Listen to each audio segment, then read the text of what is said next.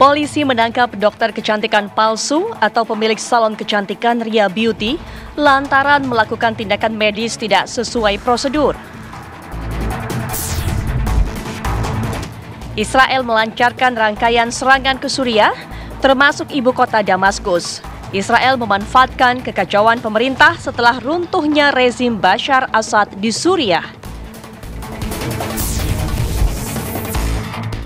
Terbukti melakukan penembakan terhadap siswa SMK, Oknum Satres Narkoba Polrestabes Semarang, Aibda Robik, dipecat tidak dengan hormat. Selain itu, Aibda Robik juga ditetapkan sebagai tersangka dalam kasus penembakan. Apakah akan terungkap motif penembakan yang sebenarnya?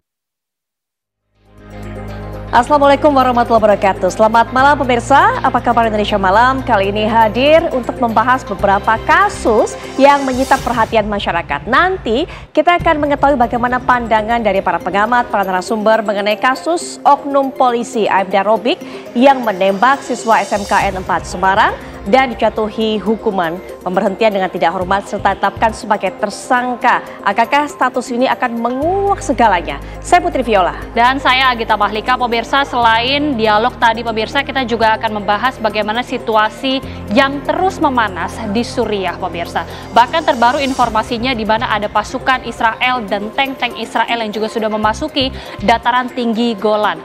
Benarkah pemirsa terjadi penjarahan? Bagaimana situasi di Suriah? Kita akan membahasnya secara mendalam di Apa Kabar Indonesia Malam.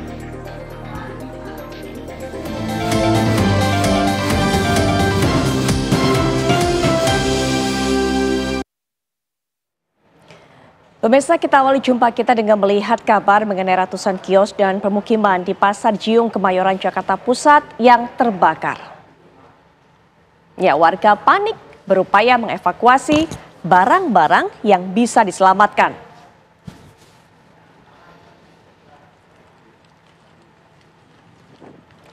Kobaran api terus meluluh lantakkan ratusan bangunan kios dan permukiman semi permanen di Pasar Jiung, Kemayoran, Jakarta Pusat pada Selasa siang.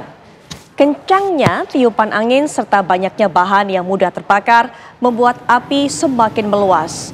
Menurut salah seorang warga, tiba-tiba saja api membesar dari bagian belakang dan juga menyambar bangunan lainnya. Belum dapat dipastikan penyebab terjadinya kebakaran ini. Hingga saat ini pihak kepolisian masih terus melakukan penyidikan dan juga pemeriksaan.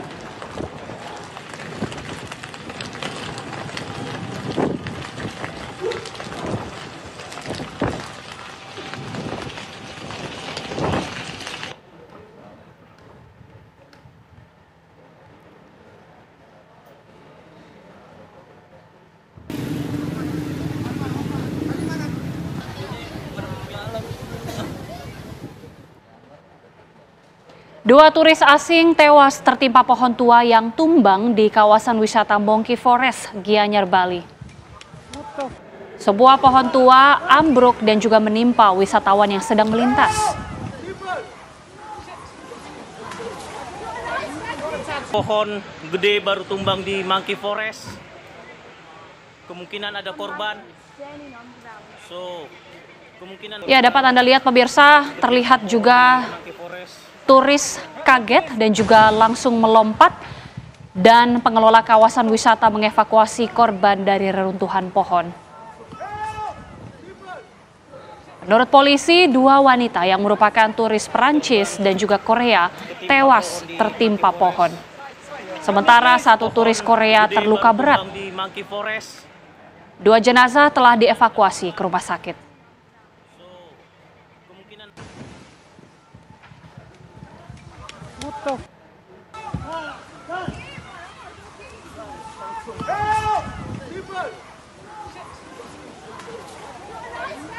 Pohon gede baru tumbang di Monkey Forest. Kemungkinan ada korban. Bangunan sekolah SMPN 1 Talun, Kabupaten Cirebon, Jawa Barat ambruk pada Selasa pagi dan melukai 7 orang siswa. Polisi dan warga mengevakuasi siswa dari reruntuhan puing bangunan sekolah yang ambruk. Menurut polisi, 6 siswa yang mengalami luka dan dibawa ke rumah sakit. Bangunan beratap baja ringan mendadak ambruk dan menimpa siswa. Siswa umumnya mengalami luka di bagian kepala dan tubuh yang terjepit reruntuhan. Polisi melakukan penyelidikan untuk mengungkap sebab ambruknya gedung sekolah.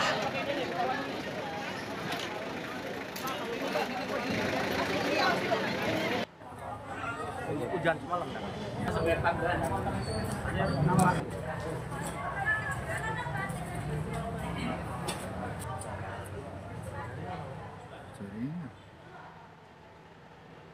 Kita ke informasi selanjutnya, Mahkamah Konstitusi MK telah menerima sebanyak 208 permohonan perkara pilkada dari seluruh Indonesia. Jumlah gugatan tersebut dilayangkan terhitung dari tanggal 3 hingga 10 Desember. 208 permohonan tersebut terdiri dari 167 permohonan perkara pemilihan calon bupati dan wakil bupati dan 39 permohonan perkara pemilihan calon wali kota dan wakil wali kota.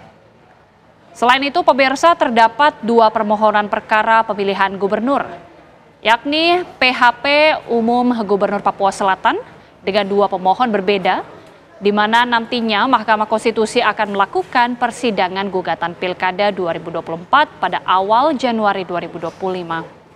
Untuk diketahui, mekanisme persidangan PHP Pilkada hampir sama dengan perselisihan hasil pemilihan umum PHPU Legislatif tahun 2024 yang dilaksanakan dengan 3 panel yang masing-masing terdiri dari 3 hakim konstitusi.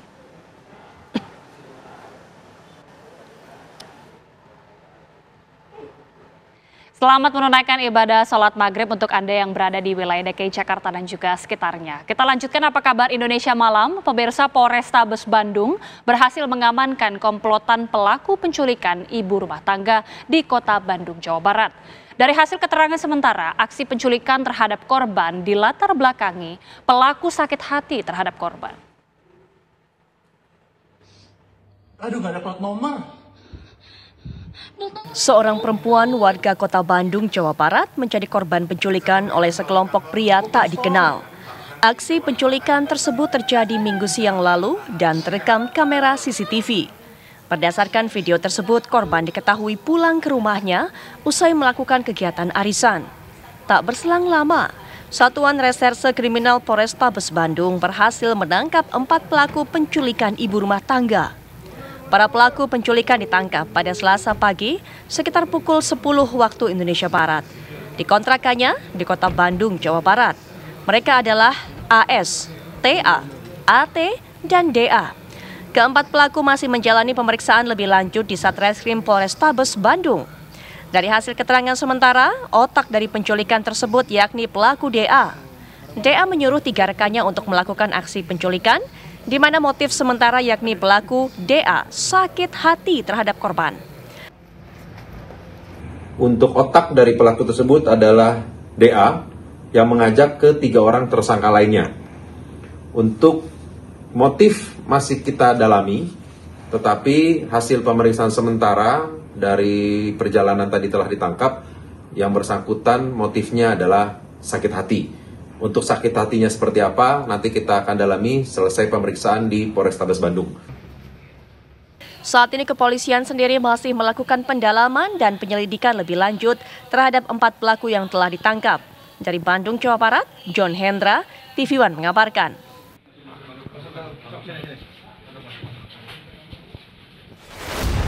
Coba logika, bagaimana saya memperkosa 2 cewek, bangsa dia kan 2 cewek, sedangkan 1 cewek aja saya nggak bisa buka baju, buka celana.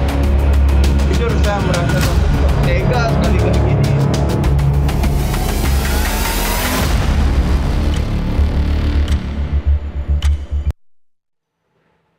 Pemirsa, pendamping korban angkat suara membeberkan kronologis kekerasan seksual yang diduga dilakukan Agus di sebuah homestay di Kota Mataram, Nusa Tenggara Barat. Selain itu, penyidik juga mengungkapkan fakta bahwa meski tidak memiliki kedua tangan, namun Agus tetap mampu melancarkan perbuatan asusilanya. Bagaimana Agus memperdayai korban-korbannya? Selengkapnya dalam Benang Merah. Pendamping korban ungkap modus Agus.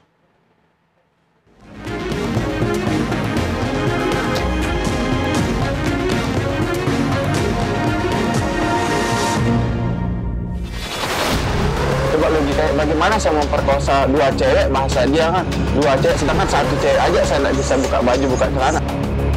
Jujur saya merasa tega sekali kayak gini.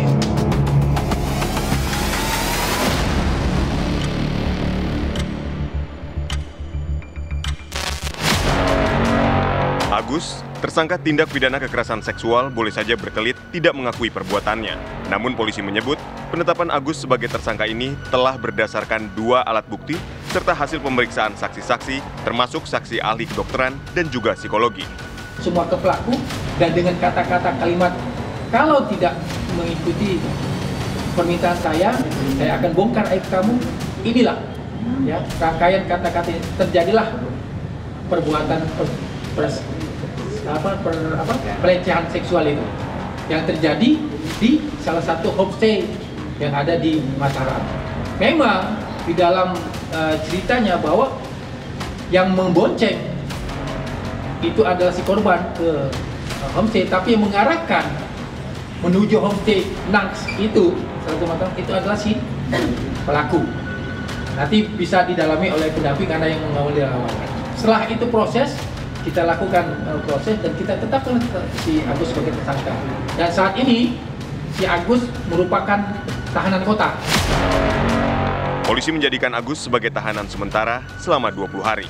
Meski Agus berstatus sebagai disabilitas, polisi memastikan bahwa proses hukum yang dijalani Agus telah sesuai dengan aturan hukum yang berlaku.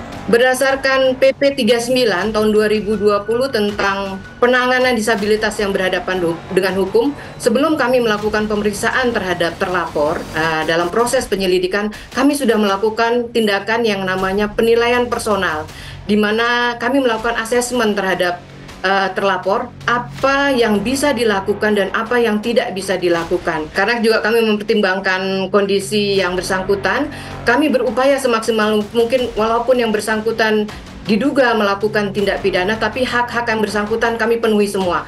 Kami melibatkan Komisi Disabilitas Daerah NTB untuk pemenuhan pendampingan hukum, walaupun sempat yang bersangkutan menolak, tidak mau didampingi, tetapi berdasarkan ketentuan dalam proses penanganan dengan ancaman di atas 5 tahun, kami pastikan bahwa hak-hak yang bersangkutan terlindungi dan didampingi pengacara. Kemudian tindakan-tindakan yang kami lakukan dalam proses penyidikan, kami juga melibatkan kami melibatkan Komisi Disabilitas, kami melibatkan psikolog, sehingga walaupun proses hukum penegakan hukum berjalan, tetapi tetap hak-hak yang bersangkutan kami utamakan, kami lindungi. Meski telah berstatus tersangka dan menjadi tahanan Polda NTB, Agus tetap saja menyangkal semua sangkaan yang dialamatkan padanya. Menanggapi pernyataan Agus, pendamping korban angkat suara dan membeberkan kronologis kekerasan seksual yang diduga dilakukan oleh Agus di sebuah homestay di Kota Mataram, Nusa Tenggara Barat.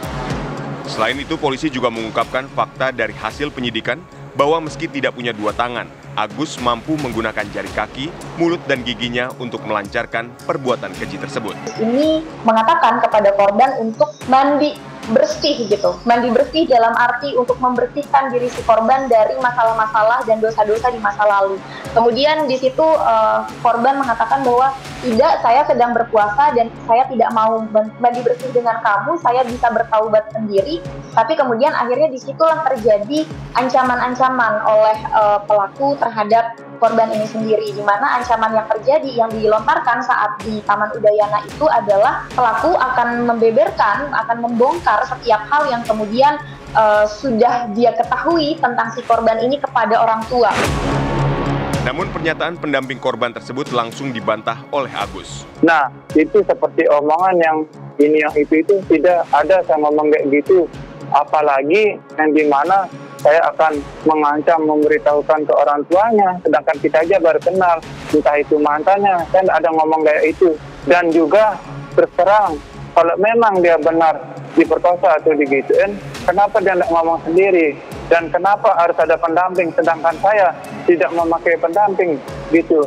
Dan sebelum itu juga, di sana pada kejadian hari itu, saya juga diviralin pada sebuah kasus yang dimana di media dituduhkan saya seorang mahasiswa memperkosa orang di teras Udayana, gitu dia bilang. Dan itu saya belum dijadikan tersangka dan belum terbukti dan belum diapa-apain.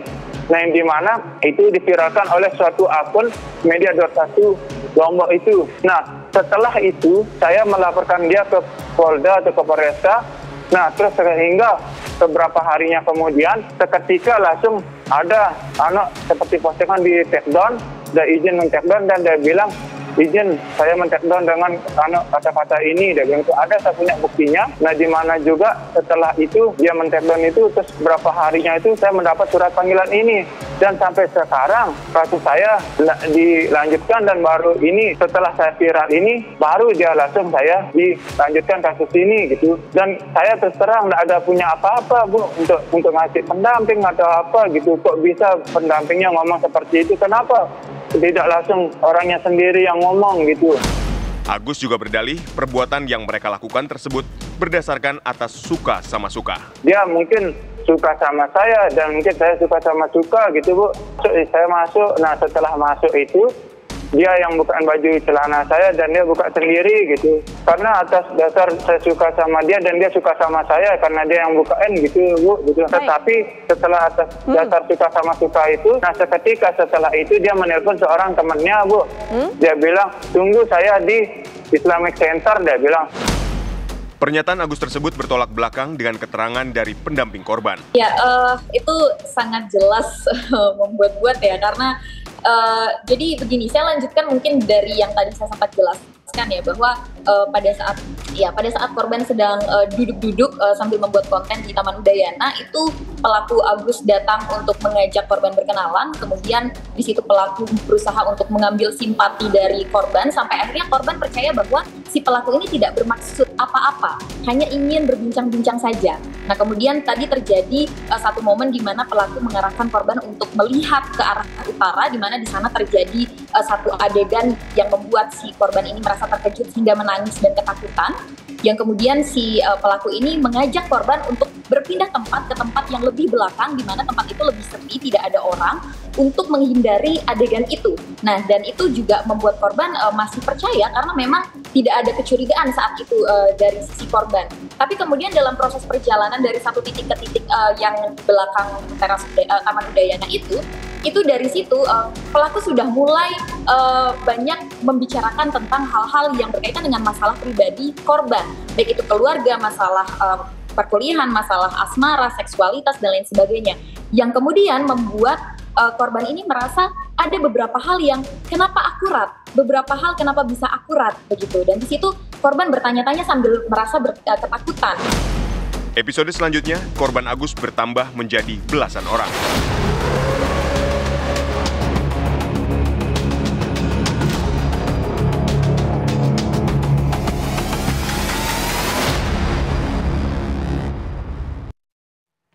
Pemirsa, seorang pria di Kabupaten Deli Serdang, Sumatera Utara tega menganiaya 3 bocah. 2 di antara 3 bocah ini kemudian tewas. 2 jenazah tiba di rumah duka, di mana suasana kemudian menjadi hujan air mata. Keluarga menangis histeris melihat jenazah disemayamkan di sisi korban pertama yang merupakan adik korban.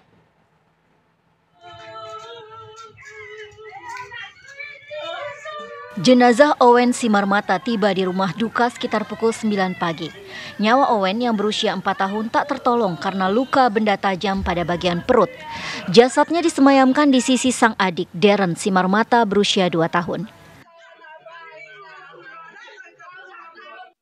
Pelaku yang bernama Rudi Sihaloho berusia 40 tahun tega berbuat keji dengan menganiaya 3 bocah sekaligus yang merupakan kakak beradik. Menurut Kasat Reskrim Polrestabes Medan Kompol Jama Purba, pelaku merasa sakit hati karena sering diejek oleh korban hingga pada saat kejadian emosinya tak tertahan lagi. Informasi dari pelaku tentunya apa yang disampaikan oleh Pak Wakapolres tadi, kami akan mendalami lagi untuk motifnya. Tapi satu versi yang kami temukan bahwasannya sudah hampir setahun beliau ini diejek orang gila. Kemudian terakhir sekali di hari Senin sambil melihat gaya orang mengejek itu sambil ngomong kudis-kudis ketika korban ini, sehingga beliau nggak tahu kenapa di hari itu sebelum kejadian itu beliau pancing emosinya, dan sebelumnya beliau bisa menahan emosinya. Kemudian karena sudah tidak tertahan emosi, beliau jam lebih kurang setengah 10 itu mengambil pisau dapur, sementara korban itu ada di depan rumahnya. Pelaku Rudi Sihaloho mengatakan sudah tak tahan lagi amarah karena sering diejek oleh korban. Setelah kejadian itu kira-kira ada permasalahan? Misalnya memaafkan biarpun gara-gara orang itu sama bapaknya sama mamanya. Malah dibilang-bilang aku orang gila, bisanya kita emosi. Akibat kasus penganiayaan ini, 2 korban tewas setelah sempat dirawat. 1 korban masih dalam kondisi kritis dan menjalani perawatan di rumah sakit. Dari Medan, Sumatera Utara, Martinus Sitorus Wanasari, Khairil Arisandi, TV One mengabarkan. Usai jeda pemirsa, apa kabar Indonesia Malam akan hadir bersama Putri Viola untuk berdialog dengan sejumlah narasumber dengan tema Tembak Gama, Cowboy Semarang menjadi tersangka. Sesaat lagi.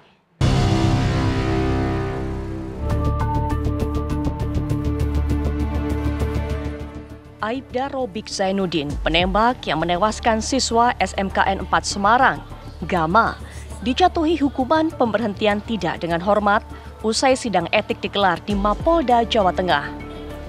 Komisioner Komisi Kepolisian Nasional Kompolnas Khairul Anam yang mengikuti sidang etik menyebut ada 3 putusan yang dikeluarkan. Menurutnya, keputusan ini sejalan dengan harapan masyarakat agar kasus ditangani secara transparan dan adil. Sementara itu, Kabid Humas Polda Jawa Tengah, Kombes Pol Artanto mengatakan, Aibda Robik juga telah ditetapkan sebagai tersangka dalam penyidikan perkara tersebut.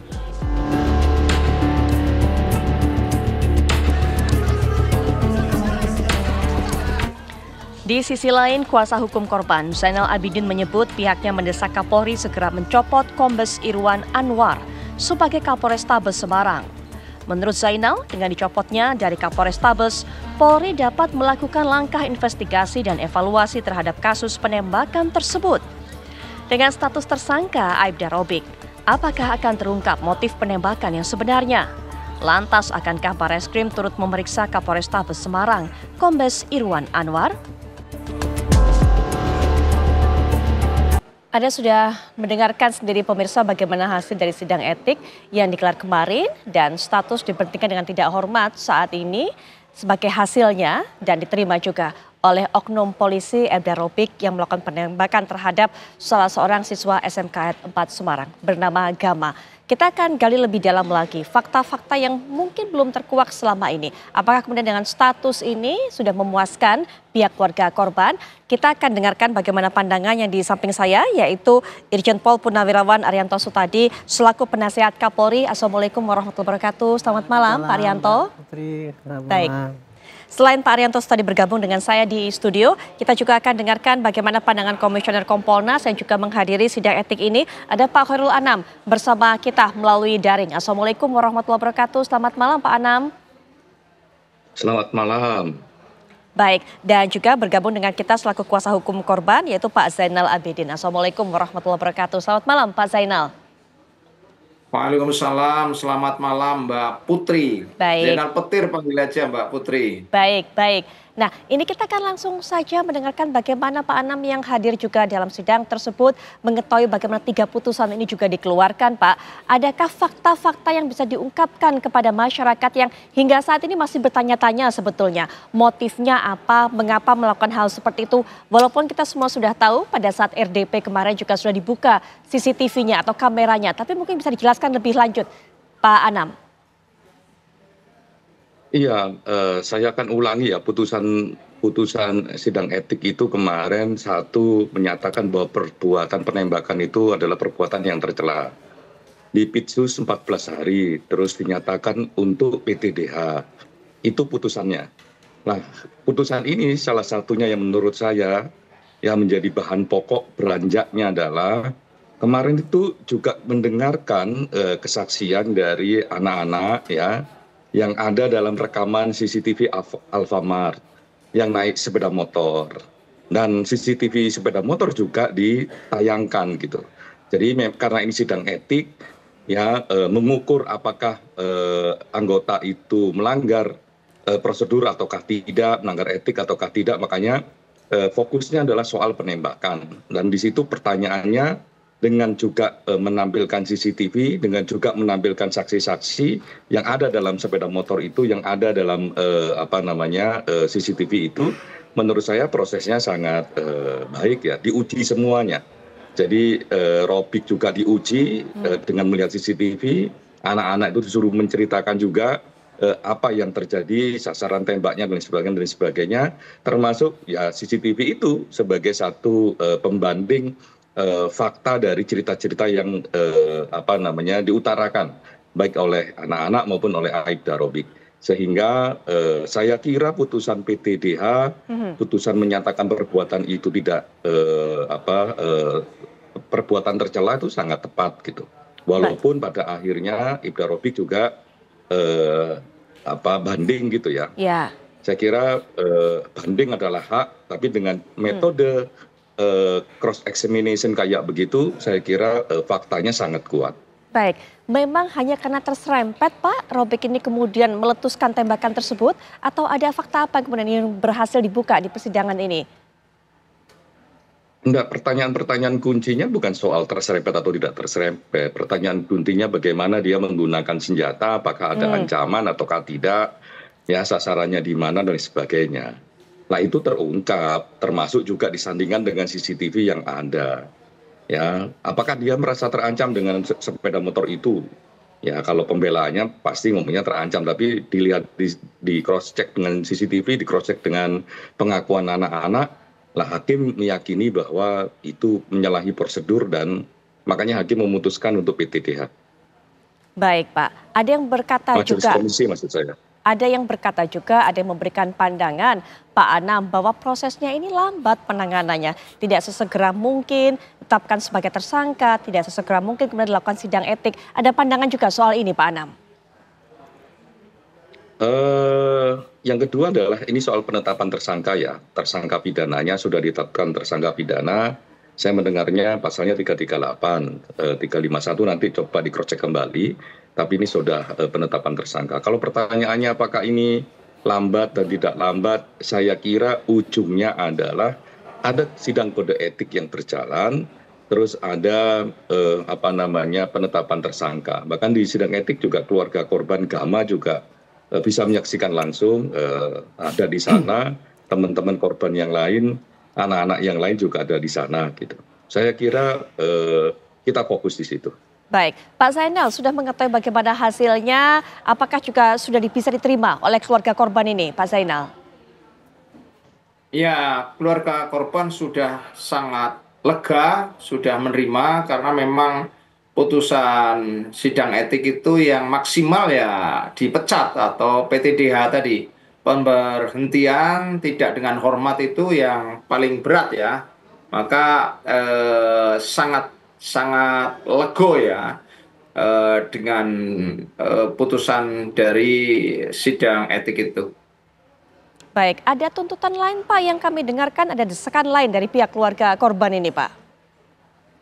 Iya, tuntutannya masih ada dua. Tuntutan pidana, kita kan sudah melaporkan Aibda Robik untuk pidananya.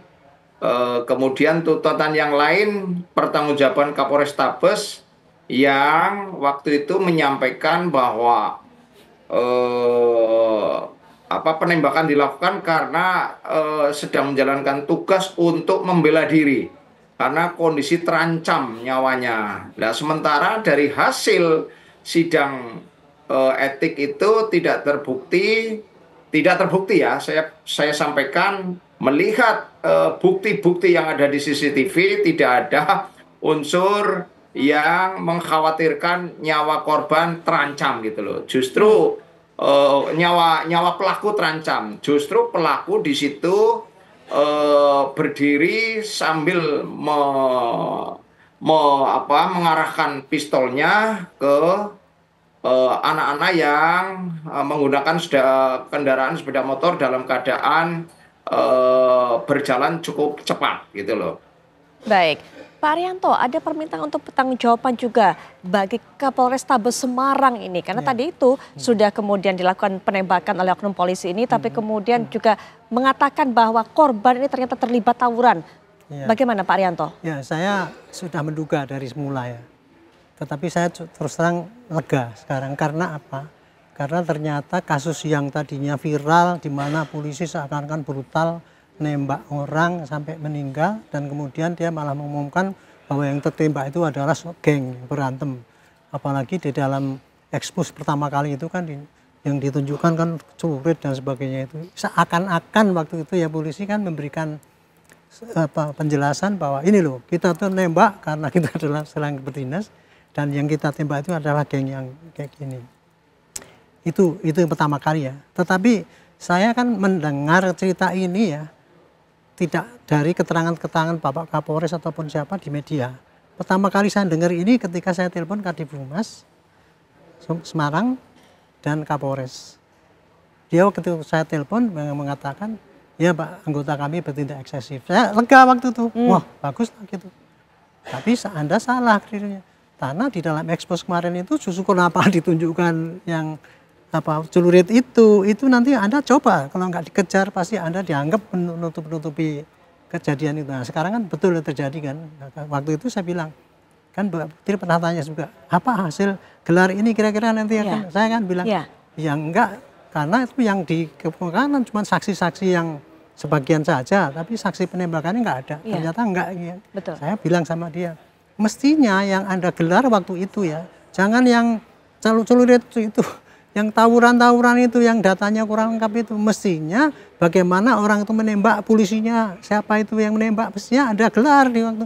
Wah, kami nggak bisa Pak, karena itu dia diproses oleh Propam. Jadi Kapoltabes waktu itu hanya proses tawurannya doang. Dalam kasus matinya orang itu, Poltabes memeriksa matinya memeriksa tawurannya, sementara ini Propam yang menangani, tapi waktu itu kan Propam belum terbuka. Nah, alhamdulillah nggak sampai seminggu ini sudah dibuka. Tadi Pak Putri kan mengatakan kok terlambat. Bagi saya ini tercepat ini, Bu. Proses tercepat selama dalam cara ya. Ada kejadian, kemudian dalam waktu singkat sudah langsung diproses di depan terbuka kayak gitu ya. Dan polisi dengan tegas menyatakan apa yang terjadi ya, apapun tidak bisa ditolerir itu ya. Dan kemudian hukumannya hukuman pecat. Nah, kemudian tadi kalau tuntutan kepada Kapoltabes ya, pimpinannya, betul, saya kira itu ya sudah pasti. Karena apa? Bapak itu korban itu kan kehilangan nyawanya, kemudian pembela itu kan menuntut keadilan ya pasti ya. Ini oknum yang kayak gitu, itu pasti atasannya juga bertanggung jawab juga kalau dalam prosedur kayak gitu. Tapi ini yang dituntut kan karena dia nutupi itu kan. Betul. Nah, soal menutupi ini saya kalau ini perkiraan saya Bu ya. Karena ketika saya telepon dia mengatakan bahwa dia sudah mengatakan bahwa itu kesalahan anggota, tapi kok beritanya seperti itu tadi. Saya kok menduga dia itu di framing oleh stafnya. Artinya apa itu Pak? Bagaimana? Begini, jadi ketika terjadi gitu laporannya kepada Pak Kapolres itu bahwa ini Pak terjadi begini. Pak Kapolres tanpa cek di lapangan dia langsung ekspos begitu, gitu. Ternyata ketika dia ekspos kan netizen kan lebih banyak bukti-buktinya itu, apalagi ekspos dia itu keliru. Karena apa? Yang diekspos adalah yang geng-geng kreak-kreak atau apa itu menimbulkan ketersinggungan daripada orang yang pihak korban itu kan. Makanya ini menuntut Kapolres harus dipecat dan sebagainya. Kalau bagi saya ya, Pak Kapolres pasti akan dipanggil oleh Pak Kapolri atau Propam. Pasti akan diperiksa. DPR saja meriksa kan. Minta itu dan dia bertanggung jawab atas kesalahannya. Kapolres saja bertanggung jawab atas apa yang terjadi. Ya, makanya ini ya tanpa diminta oleh pengacara korban, Saya yakin dalam waktu singkat Pak Kapolres pasti juga akan diperiksa, Pak Kapolda juga akan diperiksa, akan dilihat seberapa jauh pertanggungjawaban dia pada kejadian itu gitu. Nah dari situ nanti baru saya tentukan kesalahannya itu berat apa enggak, itu saya tidak bisa menentukan ya, karena itu ukuran itu adalah pada ukuran Pak Propam yang bisa menentukan itu. Ya, ya. Karena itu. Jadi kira-kira begitu. Ini kasus ini sebetulnya kasus itu ya keteledoran anggota yang main tembak gitu ya, kemudian dia mau ditutupi oleh teman-temannya mungkin yang lapor Kapolres sehingga Kapolres salah. Itu dia ngomong gitu, dikonter sama dari netizen yang pakai bukti-bukti itu. Ya, Larinya ya. kan kemudian geng, tidak ada geng, tidak. Saya tidak memperkarakan gengnya itu. Yang saya sayangkan adalah ngatasi ya ada orang korban meninggal ketembak, kok kenapa polisi nggak bilang minta maaf, saya anggota saya khilaf gini akan kita periksa. Itu kan gitu waktu itu belum. Nah, saya menyarankan minta maaf itu, dan mungkin pernah juga Kapolres meminta maaf ya di DPR itu ngomong gitu. Mestinya kalau seandainya kejadian dulu itu polisi itu betul-betul oh ya anggota saya mengkeliru gini-gini, nggak usah ditutupi, ngomong minta maaf, akan kita periksa bagaimana, pasti akan transparan, mungkin rakyat tidak akan seheboh seperti sekarang ini. Ya baik, mengenai juga pertanggungjawaban dari pihak Kapolrestabes Semarang yang diinginkan oleh pihak keluarga korban, Pak Anam, ada catatan mengenai hal ini? Iya, saya kira silakan aja ya, itu haknya pendamping, haknya keluarga korban. Tapi kalau lihat konstruksi peristiwanya seperti di sidang etik kemarin kan dijelasin semua. Tidak hanya menampilkan CCTV, tapi juga menampilkan kesaksian dari anak-anak yang ada dalam dalam motor itu. Nah, proses ini menurut saya proses yang menjernihkan dan membuat terang peristiwa. Sebenarnya peristiwanya apa sih? Kalau dalam kode etik clear, ada penembakan yang menyalahi prosedur. Nah, di sisi yang lain ada proses pidana yang sudah ada PSK. Nah, saya kira proses pidana jauh lebih luas dari soal proses penembakan ini. Nah, kita tunggu saja. Menurut saya itu yang paling penting, dan saya setuju bahwa kita semua mengingatkan kepada anggota kepolisian ketika ada persoalan-persoalan seperti ini segera ditangani dengan cara profesional dan terbuka, dan segera juga minta maaf dan berjanji akan membuka ini biar tidak blunder-blunder gitu, sehingga masyarakat juga mendapatkan kisah ceritanya itu juga utuh pada waktunya. Nggak langsung tiba-tiba ada kisah ini, kisah itu yang membingungkan semua pihak. Cuman kalau dimulai dengan ini, minta maaf, anggota saya melakukan penembakan, kami akan selidikin apa yang terjadi. Itu saya kira tone yang sangat bagus, dan pada waktunya memang ya semua ceritanya harus dibuka ke publik biar terangnya peristiwa. Nah, di Semarang ini proses itu tidak terjadi dengan baik gitu ya. Yang terjadi sepotong-sepotong. Baru mulailah terkuak kemarin itu mulai sistematis gitu ya. Di sidang etik apa yang terjadi, di pidana apa yang terjadi, dan kita tunggu hasilnya.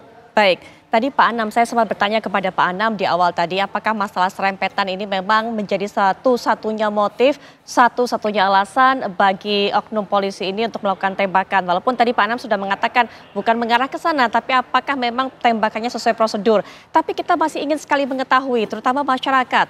Pak Anam, apakah juga dibahas sebenarnya motifnya apa? Selain tadi mengatakan bahwa pelaku ini merasa terancam, adakah hal lainnya? Karena banyak sekali mengatakan, memberikan komentar, kok terlalu sepele begitu. Hanya karena diserempet, kemudian langsung memilih untuk meletuskan tembakan tersebut. Tapi nanti Pak Anam bisa dijelaskan kembali mengenai hal ini, motif yang lebih detail lagi. Setelah jeda kami sudah kembali di Apa Kabar Indonesia Malam.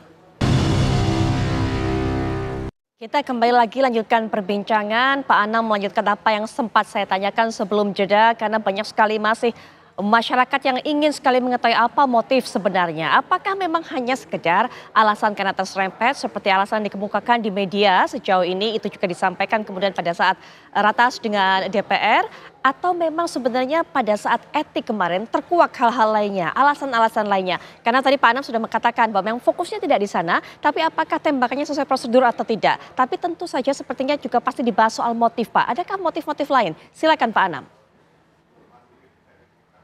Iya, nggak dibahas soal motif memang, tapi soal begini, saya ceritakan ya. Jadi Memang Robik juga ditanya kenapa melakukan penembakan, ya. Salah satu yang dia utarakan adalah dia merasa mendapatkan ancaman karena dia lihat motor juga sekaligus bawa sajam. Tapi Komisi Etiknya juga memeriksa, melakukan pendalaman terhadap anak-anak yang di motor itu, ditanya ini bagaimana, posisinya bagaimana dan sebagainya. Dan mereka meyakini, plus juga dengan melihat video ini, ya, video yang di Alfamart itu, makanya Komisi Etiknya meyakini bahwa penembakan dilakukan melanggar prosedur. Apa yang melanggar prosedur? Salah satunya ya soal ancaman itu tidak bisa dijelaskan dengan baik. Ya, kan penggunaan kewenangan, penggunaan kekuatan dengan senjata itu kan salah satunya mengancam dirinya atau mengancam masyarakat. Dan itu kan tidak bisa dijelaskan. Nah, makanya Komisi Etiknya memutuskan untuk mem-PPDH dia. Nah, itu yang terjadi. Jadi ada pembelaan dari Robik, ada juga keterangan kesaksian dari rekan-rekan anak-anak yang ada dalam video tersebut yang naik sepeda motor, yang selamat dan yang luka. Baik. Dia ceritakan semua. Oke, mengenai pembelaan yang dilakukan atau disampaikan oleh Robik, apakah juga menyampaikan, Pak, seperti apa yang kita dengar di awal-awal kasus ini bahwa dikira bahwa gerombolan pemuda atau pemuda yang naik sepeda motor itu merupakan begal. Apakah juga disampaikan pada etik tersebut, Pak, atau sidang etik kemarin? Saya kira karena prosesnya masih banding ya, biarkan itu menjadi haknya Robik. Tapi proses kemarin semua cerita yang mungkin pernah disampaikan oleh Robik di publik ya, maupun oleh anak-anak yang terlibat situ juga di publik diuji, termasuk dengan CCTV. Nah, saya kira proses cross examination yang mendalam itu, apalagi dengan adanya CCTV udah sangat bagus gitu. Baik, Pak Zainal, ada pandangan juga, Pak, pendapat mengenai memang haknya, Pak, dari oknum ini, Robik ini untuk mengajukan banding. Tapi dari pihak keluarga mendengar niatan dari Robik ini seperti apa, Pak Zainal? Ya, dia banding adalah hak dia, hak teradu. Tapi kami yakin bahwa banding itu akan ditolak. Kenapa?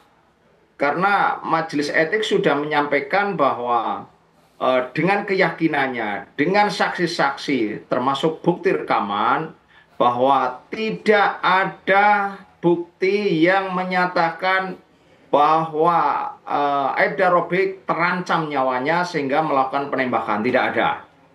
Kemudian juga dalam pertimbangannya bahwa Robik melakukan sewenang-wenang, penembakan yang sewenang-wenang, anak di bawah umur, dan yang terakhir itu merusak citra polisi.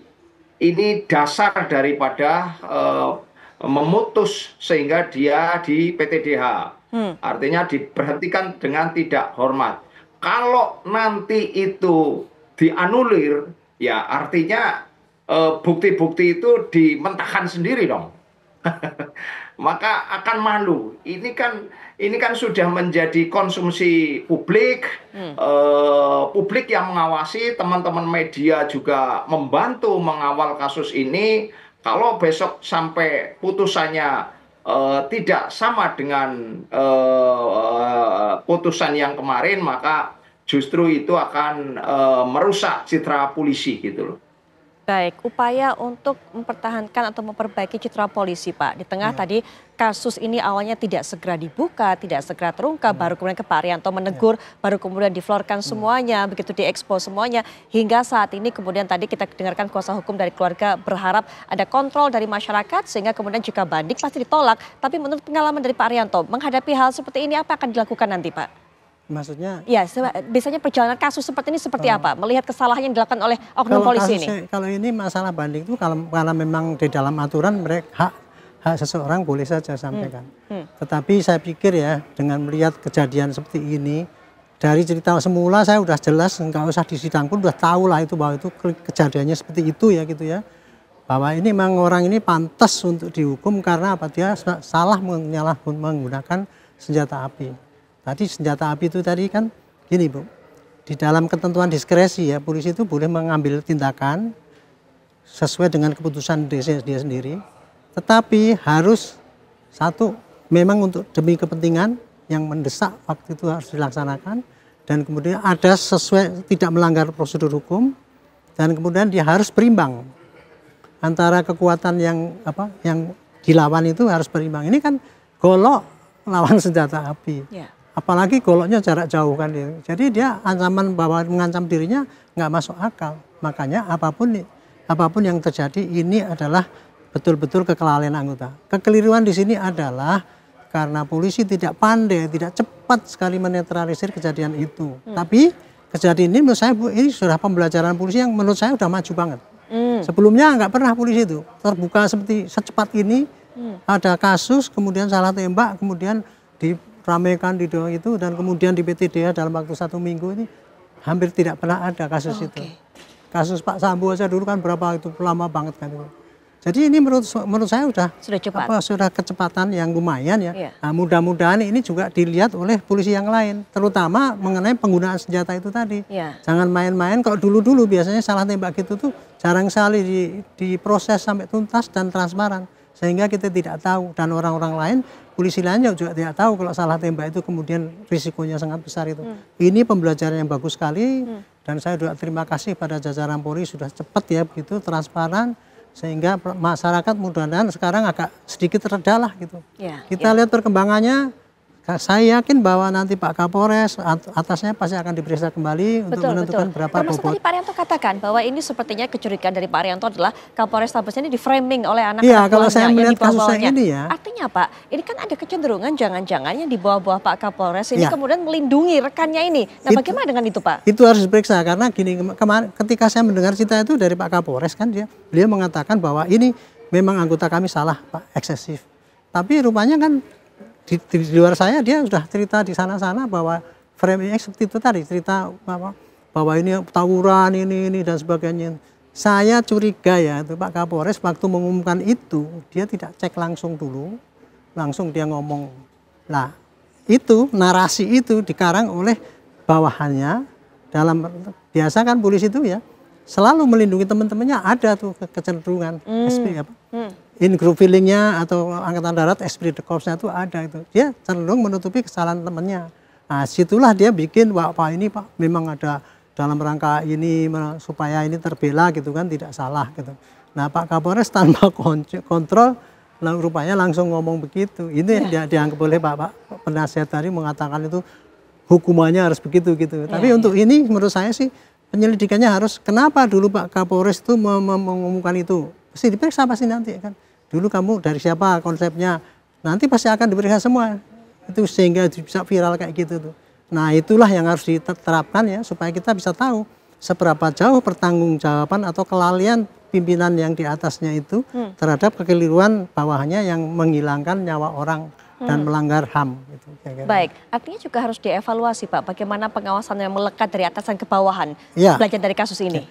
Kalau pengawasan melekat itu sudah ada Bu, di dalam kode etik itu sudah ada lengkap itu, dan ada juga kesalahan itu kalau bawahan salah atasan juga ikut menanggung akibatnya karena bertanggung jawab, itu sudah ada.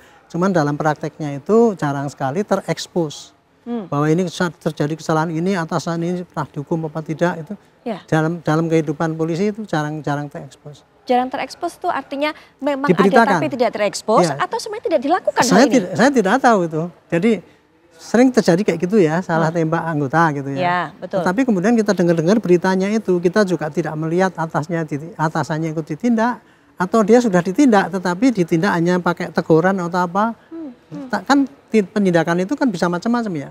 Yang paling ringan adalah teguran lisan dari pimpinannya, yang kedua teguran tertulis, yang ketiga penempatan di tempat khusus, yang keempat demosi dan sebagainya. Itu kira-kira begitu. Baik, catatan dari Pak Anam juga mengenai hal ini. Pak Arianto tidak banyak mendengar ternyata dari prakteknya pengawasan yang melekat ini, apakah ketika anak buahnya melakukan kesalahan atasannya juga diminta bertanggung jawab, ada teguran juga. Nah ini mungkin yang harus menjadi evaluasi bersama, salah satunya Pak Anam. Iya, yang memang harus diawasi atau mendapatkan evaluasi itu tidak hanya atasan langsung. Tapi kalau ini juga ada atasan kewilayahan ya Polres atau Polda ya ini harus menjadi concern bersama. Nah itu yang paling penting dalam konteks ini kan harus dilihatnya secara komprehensif. Misalnya begini, bagaimana kontrol psikologi maupun administrasi atau bahkan pengetahuan terkait penggunaan senjata api terus berlangsung ataukah tidak gitu. Nah ini secara menyeluruh untuk kedepannya biar nggak terjadi apa-apa.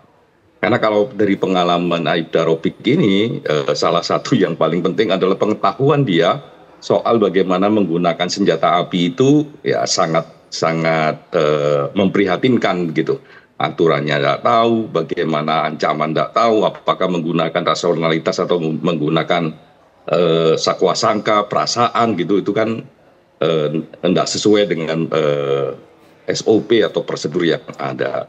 Nah pembinaan itu ya juga Kapolres, Pak Kapolda ini juga penting untuk terus melihat ini. Nah, dalam konteks yang lebih luas ya kami mendorong juga teman-teman yang waktu sidang etik bersaksi ya sudah diperiksa ini teman-teman anak-anak ya itu dikembalikan lagi kepada sekolah dan itu komitmennya sangat bagus. Kan kemarin juga sempat beberapa orang jadi tersangka. Ya anak-anak itulah kami dorong supaya itu dikembalikan lagi kepada sekolah. Ya sehingga tidak jalan kasus hukumnya, mereka bisa tumbuh kembang untuk kepentingan terbaik bagi dirinya, bagi keluarga dan bagi bangsa. Nah, treatment itu penting dan ini menjadi komitmen kita semua termasuk Pak Kapolda, Kepala Dinas Sosial, Kepala Dinas Pendidikan yang memulai pendekatan untuk bagaimana dinamika masyarakat khususnya kenakalan remaja ditangani dengan cara-cara yang komprehensif yang jauh lebih humanis seperti arahan dari Pak Kapolri gitu. Baik, cara-cara menangani kenakalan remaja yang lebih humanis sesuai dengan arahan Kapolri. Nanti Pak Arianto juga bisa berikan catatan mengenai hal ini. Kita akan jeda sejenak, kami segera kembali sesaat lagi. Dari apa yang disampaikan narasumber memang ada beberapa hal yang harusnya ini dievaluasi. Kita belajar dari kasus ini. Tapi sebelum kita lanjutkan perbincangan, karena salah satunya tadi disampaikan oleh Pak Anam, bagaimana cara ataupun juga penanganan dilakukan oleh pihak kepolisian untuk masalah kenakalan remaja. Jangan represif, lebih humanis. Sebelum nanti Pak Arianto akan juga berikan tanggapannya, kita lihat terlebih dahulu data, fakta juga berkaitan dengan kasus ini. Kita akan saksikan bersama. Ya, ini dia kronologis penembakan pelajar, di mana 7 pelajar dengan 3 motor masing-masing berboncengan. Ada yang berboncengan 3 orang, kemudian 2 orang, dan 1 sepeda motor lagi 2 orang berboncengan. Ini mereka dalam perjalanan pulang. Tiba-tiba ini oknum polisi Aibda Robik Zainuddin langsung menodongkan pistol dan menembakkan pistol ini ke arah pelajar. Ini yang terjadi pada malam kejadian. Nah, para pelajar ini takut, kemudian juga langsung menghindar.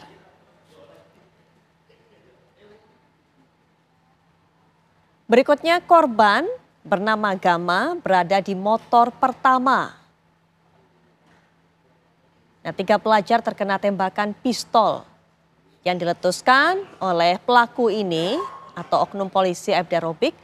A terkena peluru di dada. Kemudian kita lihat lagi. Ada S juga yang dibonceng oleh A, di belakangnya terkena tembakan di tangan. Bagaimana dengan Gama? Gama terkena tembakan di pinggul dan meninggal dunia. Ini kita lihat sosok almarhum Gama yang juga menjadi putra kebanggaan dari orang tuanya dan juga mendapatkan catatan positif dari para siswa dan juga para guru di sekolahnya. Mengenai hal ini, janganlah kemudian polisi itu mentang-mentang ada lihat anak bergerombol, langsung melakukan tindakan represif, tidak pakai berpikir berulang kali, langsung tindakannya spontan begitu Pak Arianto. Ya. Apalagi tadi langsung tindakannya menembakkan pistol gitu, seakan-akan merasa terancam. Apa sebenarnya yang dirasakan oleh para polisi ini yang beroperasi di jalanan? Apakah memang sudah image-nya ketika ada anak, ada pemuda, remaja berkumpul, sudah pasti kemudian dicap sebagai geng motor? Begitu Pak Arianto. Ya, itu. Secara teoritis ya, secara internasional sebenarnya pedoman dari para polisi bertugas itu kepada para remaja pendekatannya harusnya pembinaan. Fight crime, memerangi kejahatan, to protect dan serve, dan help delinquency. Jadi dia itu membina para remaja. Saya pun dulu waktu letnan jadi pembina Bayangkara Pak Pramuka. Jadi pendekatan kepada remaja itu memang harusnya adalah pendekatan tidak boleh represif, harus persuasif dan pembinaan gitu. Jadi dalam polisi itu termasuk di dalam kegiatan yang masuk preemptif. Jadi pembinaan itu adalah menghilangkan faktor-faktor kriminogen ya.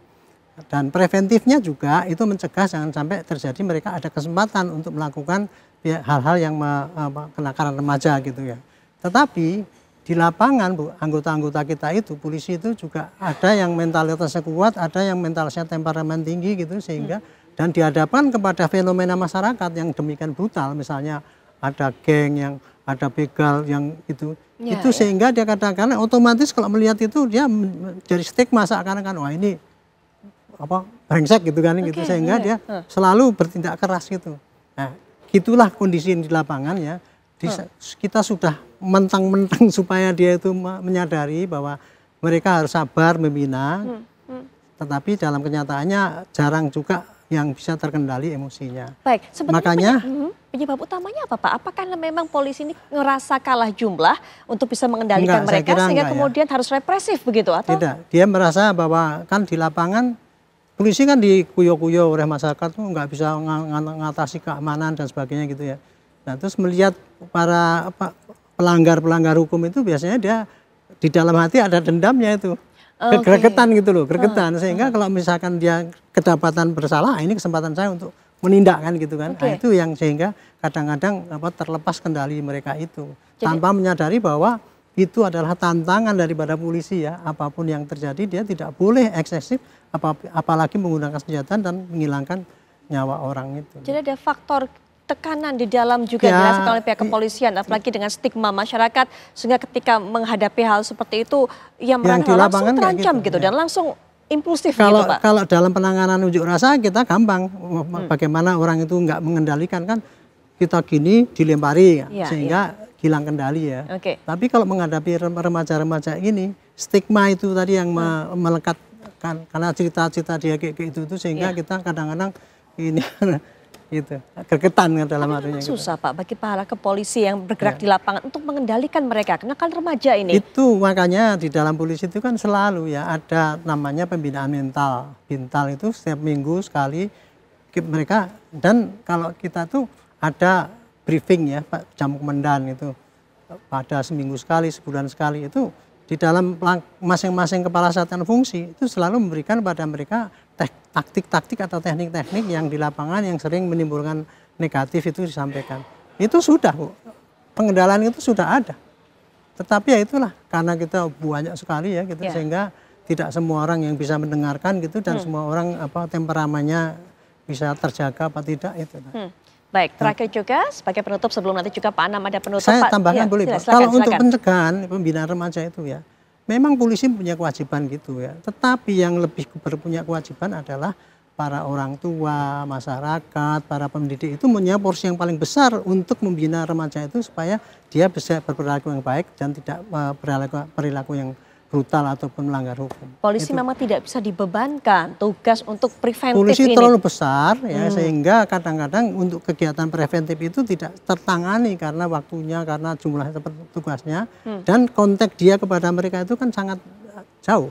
Ya, ya. Tapi beda dengan pendidik yang setiap hari langsung ketemu gitu kan, para orang tua, tokoh agama, tokoh masyarakat itu mestinya ikut berpartisipasi di dalam.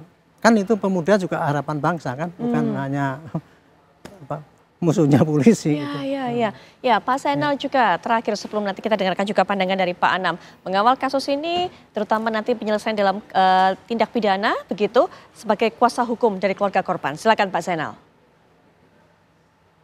Ya, kenapa Mbak Putri? Ya, silakan. Ulangi. Ya, silakan Pak. Penutupnya, terutama harapannya dan upaya untuk mengawal terus kasus ini, terutama penyelesaian dari tindak pidana. Silakan Pak. Ya, jadi kami melaporkan tindak pidananya itu supaya jelas, supaya ada kepastian hukum dan supaya menjadi pembelajaran bagi Polri, bagi teman-teman polisi, supaya berhati-hati ketika memegang senjata api, jangan gatel pengen nembak, tapi harus berhati tenang, karena Polri memang tugasnya berat, tapi tidak boleh emosional, tidak boleh temperamental ya. Yang kedua, saya minta Kapolrestabes, Kapolres, Kapolda seluruh Indonesia, ketika sedang ada masalah hukum khususnya masalah anak, harus hati-hati ketika menyampaikan kepada masyarakat, ketika jumpa pers. Ini anak di bawah umur, ketika menyampaikan kepada masyarakat, jangan kemudian dikatakan bahwa itu kayak semacam berandalan lah. Ini kan anak berhadapan dengan hukum, istilahnya kan kayak gitu. Anak berkonflik dengan masalah hukum. Tolong sampaikan dengan humanis ya. Saya sependapat ketika ada yang brutal segera diselesaikan, tapi cara penyelesaiannya tidak dengan ditembak seperti itu. Penembakan secara brutal ini tidak boleh. Dan yang terakhir, saya minta Kapolri jangan diam. Kapolri itu harus mendengarkan. Ini sudah menjadi isu nasional. Kalau memang Kapolri tidak mendengarkan kaitan dengan perilaku Kapolrestabes yang waktu itu tidak segera mengungkap duduk permasalahan penembakannya, tapi sibuk dengan rilis-rilis tawuran dan pamer senjata-senjata kepada publik, ini kami akan melaporkan Kapolrestabes untuk segera ditindaklanjuti. Yang terakhir, Kapolrestabes untuk segera dicopot dulu supaya permasalahan ini lebih clear. Baik, terima kasih Pak sudah menyampaikan harapan-harapannya mewakili keluarga korban. Terakhir juga Pak Anam, silakan penutup, terutama tadi ketika kita mendengarkan cerita dari Pak Arianto, apa yang ada di benak kepolisian kemudian saat bergerak di lapangan menganggap ataupun juga melihat kenakalan remaja ini sebagai sesuatu yang momok, begitu susah dikendalikan, tidak dapat dikontrol, bahkan menimbulkan dendam sehingga membuat perilakunya menjadi impulsif saat menindak. Silakan Pak Anam. Iya, yang paling penting pengendalian senjata api ya. Pengendalian senjata api itu bagi personil itu diperketat aja. Jadi soal psikologinya, ya termasuk juga soal pengetahuan terkait penggunaan kekuatan, penggunaan senjata api ini, pengetahuannya.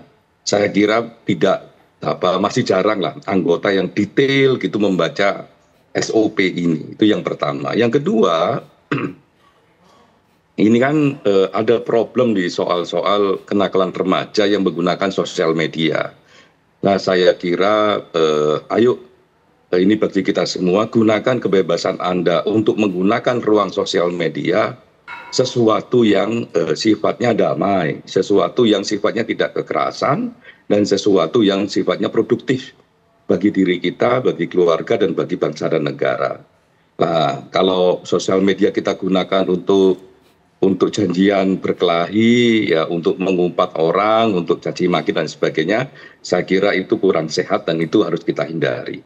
Lah Pak Polisi punya kewenangan dalam konteks cyber ini untuk menjadikan ruang publik sosial media kita ruang publik yang sehat. Nah, kalau ini terkait dengan anak-anak, tindakannya harus ramah, memiliki perspektif anak-anak. Mungkin itu. Baik, Pak Anam, terima kasih sudah meluangkan waktunya memberikan pandangan, termasuk tadi juga menceritakan apa yang didapatkan dari hasil sidang etik ini. Pak Zainal juga terima kasih, kita akan terus tunggu juga, kita pantau bagaimana proses kelanjutannya ataupun juga dari segi tindak pidana. Dan juga Pak Arianto, terima kasih sudah memberikan pandangannya dalam perbincangan ini. Kami akan sudah kembali saat lagi mengajak Anda untuk bisa melihat kabar mengenai Polrestabes Bandung yang berhasil mengamankan komplotan pelaku penculik ibu rumah tangga di Bandung, Jawa Barat. Sesaat lagi. Polrestabes Bandung berhasil mengamankan komplotan pelaku penculikan ibu rumah tangga di kota Bandung, Jawa Barat. Seorang perempuan warga kota Bandung, Jawa Barat menjadi korban penculikan oleh sekelompok pria tak dikenal. Aksi penculikan tersebut terjadi pada Minggu siang lalu. Korban diculik usai melakukan kegiatan arisan. Tak berselang lama, Satuan Reserse Kriminal Polrestabes Bandung berhasil menangkap 4 pelaku penculikan ibu rumah tangga.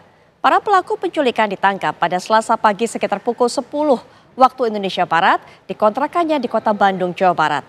Nah, di hadapan petugas, pelaku mengaku sakit hati terhadap korban, namun polisi belum mengambil kesimpulan dan masih mendalami kasus tersebut.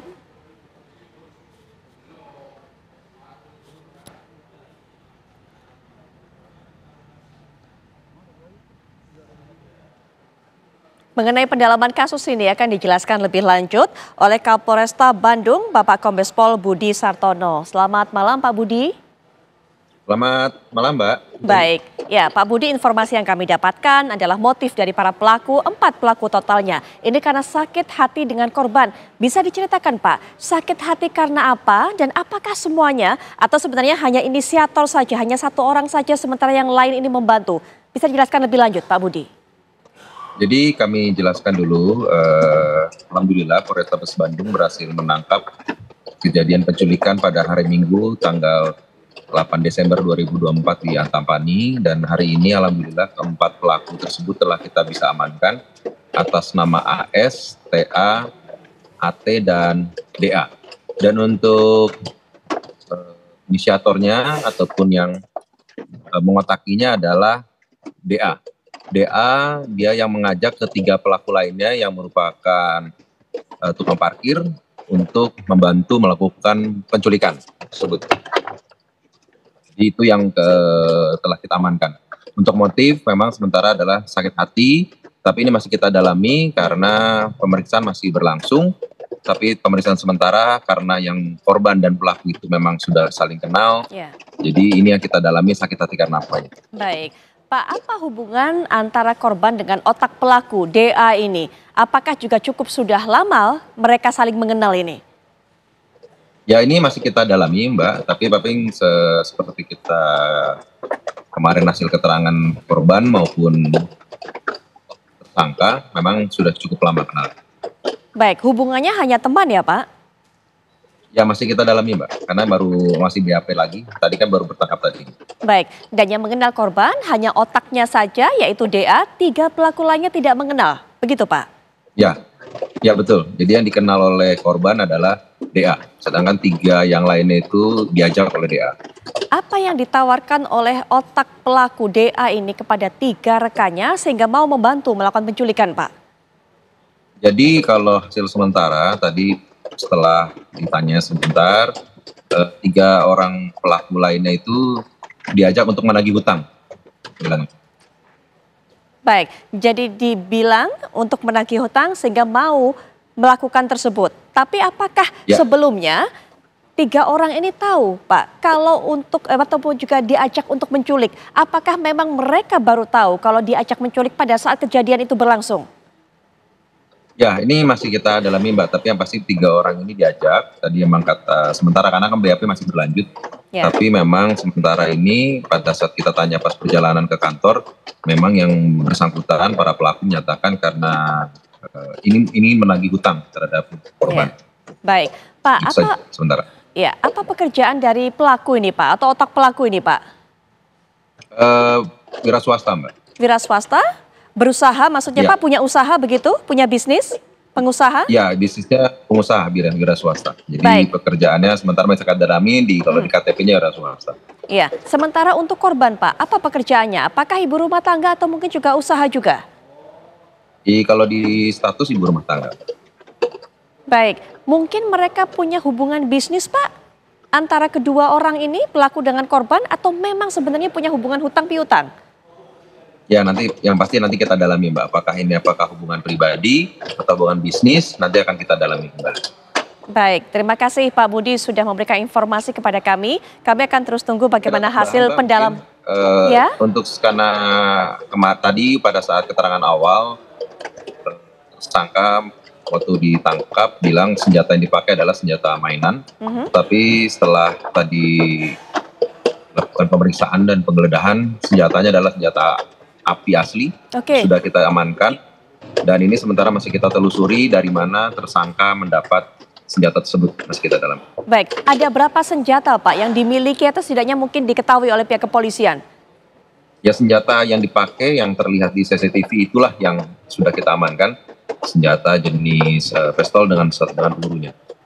Baik, sudah berapa lama Pak pelaku ini memiliki senjata itu? Apakah memang senjata itu didapatkan khusus untuk bisa merencanakan penculikan ini? Ya makanya masih kita dalami Pak. Ini tadi barusan saja sebelum menelpon kami atau melaksanakan wawancara ini, Karena awalnya tadi dibilang adalah senjata mainan, tapi ternyata setelah penggeledahan sudah ditemukan. Nanti akan kami dalami apakah senjata ini keberadaannya, dari mananya, dan kenapa dipakainya, nanti pasti akan kita sampaikan nanti pada saat rilis resmi. Baik Pak Budi, terima kasih sudah memberikan informasi mengenai pendalaman kasus ini. Kita akan terus tunggu bagaimana perkembangannya Pak. Selamat malam, selamat bertugas kembali Pak. Selamat malam, terima kasih. Ya. Pemirsa, kita akan beralih ke kabar lainnya. Sejumlah korban dugaan pelecehan yang dilakukan tersangka IWAS alias Agus yang merupakan seorang tunadaksa mengajukan perlindungan kepada Lembaga Perlindungan Saksi dan Korban LPSK. Viralnya kasus ini membuat korban merasa terancam secara psikologis.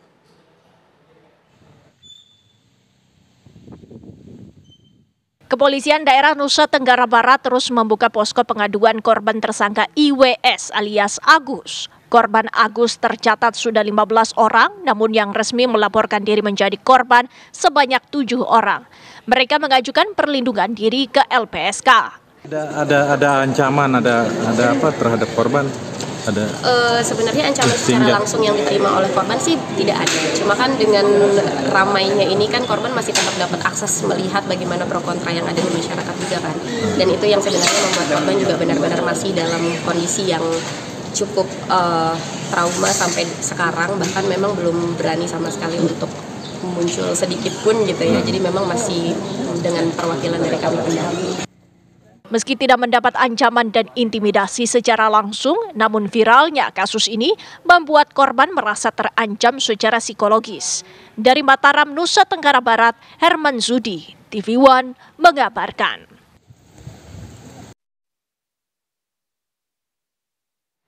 Baik pemirsa, sesaat lagi rekan saya Agita Malika akan mengajak Anda untuk menyoroti mengenai gejolak yang terjadi di Suriah bersama para narasumber lainnya tentunya. Jadikan pastikan Anda bersama kami di Apa Kabar Indonesia Malam. Ya, setidaknya kita sudah lihat bagaimana situasi di Suriah yang kita lihat pemirsa ini semakin memanas. Nanti kita juga akan memperbaharui bagaimana sebenarnya situasi terkini di Suriah hingga saat ini. Nanti akan bergabung juga tentunya mahasiswa Indonesia yang saat ini berada di Suriah. Dan juga tentunya sudah bergabung bersama kita pengamat hubungan internasional Universitas Indonesia, Mas Agung Nurwijoyo. Selamat malam Mas Agung. Oke.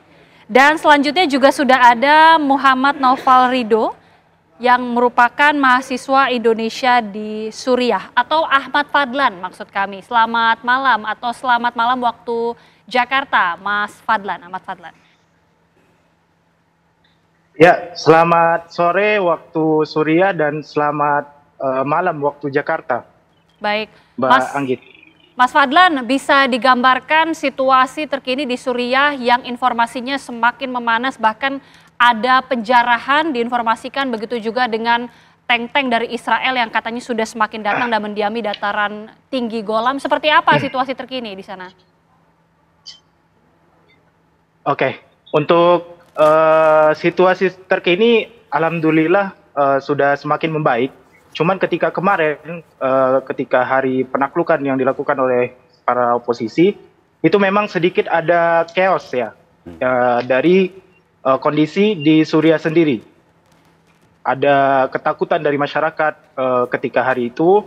Akan tetapi setelah penaklukan, alhamdulillah kondisi semakin membaik. Kemudian masyarakat kembali beraktivitas seperti normal dan toko-toko mulai buka, transportasi umum mulai kembali berjalan.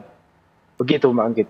Oke, situasi perlahan tapi pasti sudah semakin kondusif Mas Fadlan. Tapi bagaimana dengan informasi adanya tank dan juga bahkan ada serangan dari pihak Israel? Seperti apa? Apakah masih terus berlangsung? Adapun untuk informasi terkait pihak Israel yang semakin mendekat ke ibu kota, itu belum dapat kami validasi. Tapi Israel melakukan serangan-serangan udara terhadap pangkalan-pangkalan militer yang ada di Suriah khususnya. Seperti tadi malam ada serangan yang dilakukan di kota Damaskus sendiri, itu menargetkan pangkalan militer yang ada di Suriah. Begitu Mbak.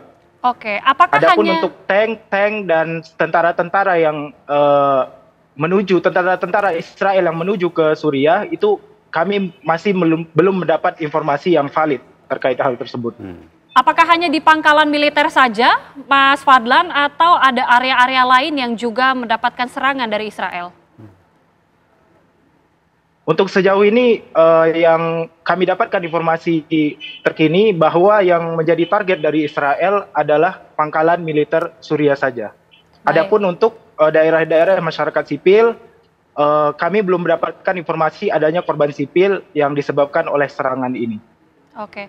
Mas Fadlan, ada informasi juga terkait dengan pelepasan tawanan di penjara. Ini bisa dikonfirmasi, Mas, sebenarnya seperti apa kebenarannya? Oke, untuk terkait tawanan memang banyak berita-berita yang beredar bahwa oposisi berhasil melepaskan tawan-tawanan yang ditahan ketika zaman Presiden Bashar al-Assad. Adapun untuk konfirmasi terhadap informasi ini, kami masih belum mendapat sumber yang langsung dari masyarakat yang terkait terhadap tawanan-tawanan yang bebas ini. Tapi ada informasi yang mengatakan bahwa seluruh tawanan sudah kembali ke rumah keluarganya masing-masing. Baik. Begitu, Mbak. Mas Fadlan, banyak sekali yang masih belum terlalu mengetahui persisnya kejadian ataupun kronologi pada saat Bashar al-Assad ini meninggalkan Suriah dan juga disebutkan melarikan diri ke Rusia. Seperti apa sebenarnya pada saat kejadian waktu itu dan bagaimana reaksi langsung dari masyarakat warga Suriah di sana? Iya. Ketika hari Ahad tanggal 8 Desember kemarin itu, kami masyarakat mendapat informasi bahwa pihak oposisi sudah sampai ke Rif di Damaskus, daerah pinggiran Damaskus. Maka ketika sebelum maghrib, kebetulan saya waktu itu sempat keluar ya. Saya melihat jalan-jalanan itu memang ada terjadi sedikit kericuhan. Masyarakat pada berlari cepat, kemudian mereka bersiap-siap membeli segala barang, hal-hal yang dibutuhkan seperti ketakutan. Dan dentuman-dentuman juga terdengar di sekitar pinggiran kota Damaskus. Dan kemudian seketika setelah maghrib itu jalanan mulai sepi dan toko-toko mulai pada ditutup. Dan kami melewati malam itu dengan suara-suara dentuman-dentuman yang tidak kita ketahui asalnya dari mana. Dan juga suara tembakan-tembakan yang tidak kita ketahui asalnya dari mana. Nah, ketika setelah menjelang subuh, sekitar pukul 5 menjelang subuh, itu mulai terdengar suara tembakan-tembakan di kota. Terdengar suara tembakan-tembakan ke langit yang ditembakkan oleh orang-orang yang tidak kita ketahui. Kemudian terdengar suara-suara takbir yang bergema di pusat-pusat yang bergema di kota Damaskus, menandakan bahwa pihak oposisi sudah berhasil menguasai kota Damaskus. Begitu, Mbak. Oke, baik Mas Fadlan, saya sekarang langsung ke Mas Agung. Ya. Mas Fadlan tadi sudah menjelaskan bagaimana kronologi, termasuk bagaimana situasi saat ini di Suriah sudah cukup kondusif. Tapi yang kita masih penasaran tentunya juga, bagaimana analisa Mas Agung melihat situasi Suriah ini ke depannya, apalagi Israel ini tampaknya sudah mulai menggencarkan ada serangan-serangan di sana. Oke, untuk poin Israel, kenapa kemudian dia cukup gencar untuk kemudian masuk ya? Pertama, di satu sisi Israel akan melihat bahwa jatuhnya Assad ini sebagai sebuah ruang yang menunjukkan bahwa pengaruh Iran, pengaruh Syiah di kawasan itu makin melemah, seperti itu. Assad ini kan kemudian cepat jatuh, itu lebih karena memang mungkin di satu titik kita akan melihat ada titik overconfidence-nya Bashar al-Assad ya, dengan dukungan dari Iran, dukungan dari Hizbullah dan juga Rusia. Tapi di titik yang bersamaan, Rusia, Hizbullah dan Iran ini menghadapi perang yang sifatnya multifront, seperti itu. Dan mereka habis-habisan. Hizbullah menghadapi Israel di wilayah perbatasan, ya kan? Rusia pun menghadapi fokus terhadap Ukraine, gitu kan? Dan Iran pun juga menghadapi tekanan domestik juga yang begitu kuat seperti itu. Nah, Israel di satu titik dia akan melihat bahwa ada fenomena bahwa pengaruh Iran di kawasan, pengaruh Syiah di kawasan itu melemah. Dengan tandanya adalah jatuhnya Bashar al-Assad. Tapi di titik yang bersamaan kita akan melihat bahwa Israel pun melihat bahwa ke depan yang namanya Suriah ini ada uncertainty juga, gitu ya. Artinya dalam hal ini adalah dia harus menciptakan semacam buffer zone. Makanya tadi kan disampaikan juga ada buffer zone kemudian dia buat. Dan yang kedua tadi Mas Fadlan juga sempat menyinggung kan, yang ditargetkan adalah target-target militer. Pangkalan militer. Artinya secara rasional dia mulai melihat bahwa serangan yang kemudian dilakukan adalah semua sifatnya preemptif. Ya kan? Ada semacam kita melihat di satu titik ada glorifikasi atas jatuhnya Assad, tapi di sisi yang lain ini ada dilema keamanan juga yang dihadapi oleh Israel. Sehingga dia harus menciptakan buffer zone, serangan preemptif harus dilakukan dengan menarget stockpile ada pangkalan militer, karena dia juga nggak tahu nih ke depan apakah kemudian keberadaan Hayat Tahrir al-Syam plus Syrian National Army misalkan itu akan memberikan keuntungan positif atau justru negatif buat Israel. Jadi secara logis tindakan itu kemudian dilakukan oleh Israel. Walaupun memang kita di atas kertas itu melihat bahwa itu adalah sikap barbarnya Israel ya, seperti itu. Oke, ini masih menjadi pertanyaan juga, apa sebenarnya motivasi yang dilakukan Israel dan betulkah ada asumsi bahwa ini untuk menciptakan Greater Israel, untuk semakin memperluas kekuasaan dari Israel? Sesaat lagi bisa dijawab, usai jeda pemirsa, kami kembali sesaat lagi. Baik, saya kembali ke Mas Fadlan. Mas Fadlan masih bergabung bersama kami? Halo Mas? Masih Pak. Oke, Mas, ketika tadi disebutkan juga Bashar kemudian kabur, keluar dari Suriah, kemudian kita tahu ada terjadi penjarahan. Mungkin bisa diceritakan juga penjarahan yang waktu itu dilakukan terutama di istana begitu ya. Bagaimana sebenarnya persisnya dan apa saja yang dilakukan dan siapa saja yang melakukan? Ya, untuk penjarahan sendiri berdasarkan informasi yang kami dapatkan ya sejauh ini, itu dilakukan oleh masyarakat sekitar.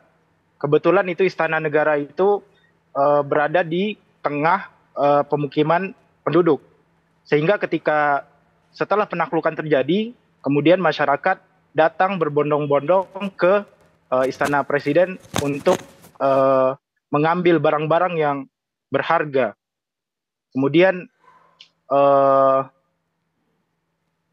mengambil barang-barang berharga dan mencari keberadaan anggota keluarga dari Presiden Bashar al-Assad. Begitu, Mbak. Oke.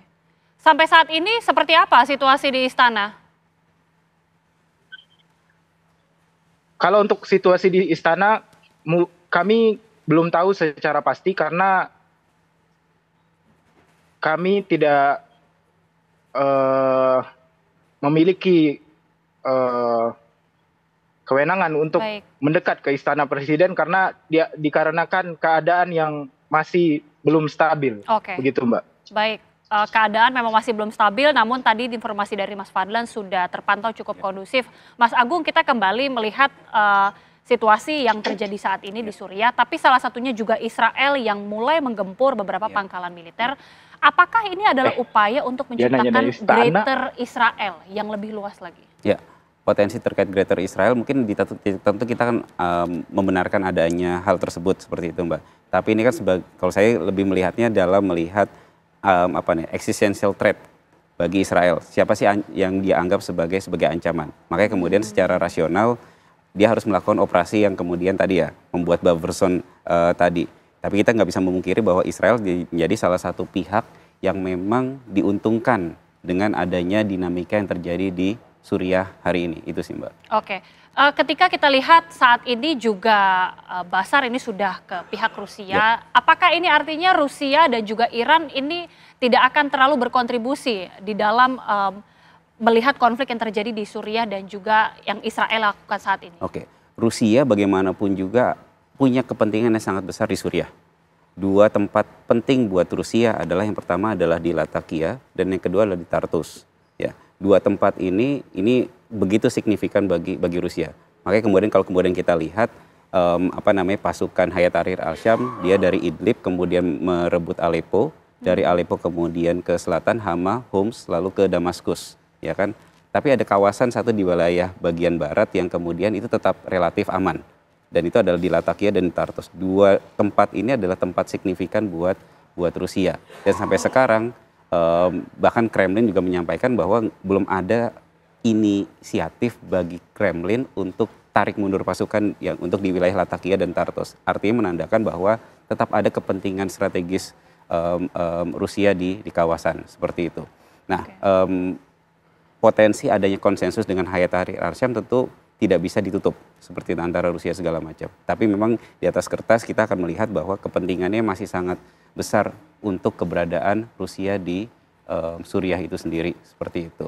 Oke, masih ada kepentingan juga tentunya dari pihak Rusia. Tapi bagaimana kemudian kita melihat ketika akhirnya terjadi Bashar ini kemudian ditumbangkan? Ya. Apa yang kemudian melatar belakangnya atau mungkin jangan-jangan ada juga dalang di balik peristiwa ini? Analisa dari Mas Agung seperti apa? Yang pertama kita melihat bahwa ada kemampuan Hayat Tahrir al-Syam yang kemampuannya sudah jauh lebih besar seperti itu. Di titik serupa bahwa kita melihat kan namanya Hayat Tahrir al-Syam ini sebenarnya akarnya adalah Al-Qaeda. Ya. Tapi dia sudah keluar dari jalur Al-Qaeda, dia kemudian juga keluar dari Jabhat an-Nusra gitu ya. Artinya dia ingin membahasakan dirinya adalah sebagai satu kelompok yang memang sudah bukan kelompok transnasional lagi. Dia kelompok perlawanan yang kemudian fokus utamanya adalah terbentuknya pemerintahan Islam di Suriah seperti itu, dan fokus utamanya adalah penggulingan terhadap Bashar al-Assad seperti itu. Nah bahkan itu dari sisi Hayat Tahrir al-Syam yang kemudian kemampuannya berkali-kali lipat meningkat seperti itu. Tapi di sisi yang bersamaan kita akan melihat fakta bahwa dari sisi Bashar al-Assad yang saya melihat ada overconfidence dari sisi Bashar al-Assad. Artinya dia selama dari 2011 ketika masa-masa Arab Spring mendapatkan support penuh dari Rusia, mendapatkan support penuh dari Hizbullah, support penuh dari Iran. Di titik yang bersamaan sekarang semua pendukung-pendukung itu mengalami perang yang sifatnya tadi saya singgung, multifront tadi seperti itu. Dan di saat yang bersamaan kondisi itu yang akhirnya rontok semua nih. Dukungan-dukungan itu yang akhirnya ini memudahkan kelompok-kelompok perlawanan untuk kemudian menggulingkan Bashar al-Assad. Bahkan relatif tidak ada bentuk perlawanan sifatnya benar-benar besar dilakukan oleh Bashar al-Assad gitu. Tiba-tiba kita mendengar Bashar al-Assad sudah ke Moskow seperti itu. Tapi di belakang itu kenapa kira-kira tidak ada perlawanan berarti? Saya melihatnya mungkin ada titik konsensus antara Rusia juga gitu. Rusia tetap aman di Latakia. Kalau ngeliat polanya adalah padahal dekat-dekat markasnya Hayat Tahrir al-Syam lebih dekat untuk kemudian menyerang wilayah Latakia dan Tartus, tapi itu tetap aman. Yang kemudian menjadi target utama adalah Bashar al-Assad. Berarti mungkin di atas kertas kita akan melihat bahwa mungkin ada konsensus di belakangnya. Karena memang Rusia minta diamankan wilayah Latakia dan Tartus, tapi dia mengamankan Bashar al-Assad.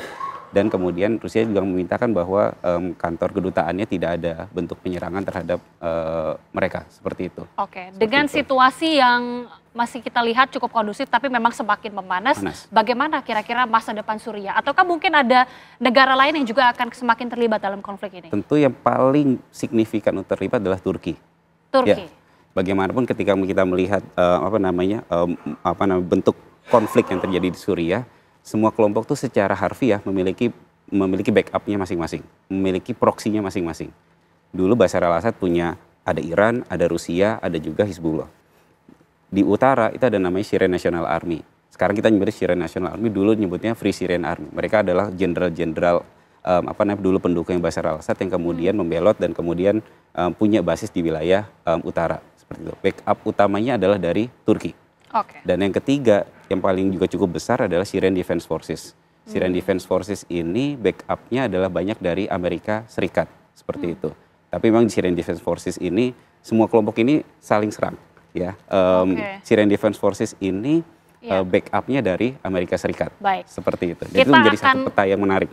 Kita akan lihat bagaimana dinamika ke depannya. Tapi terima kasih sekali lagi Mas Agung, terima kasih juga Mas Ahmad Fadlan sudah bergabung bersama kami di Apa Kabar Indonesia Malam. Dan informasi tadi juga sekaligus menutup perjumpaan kita di Apa Kabar Indonesia Malam, pemirsa.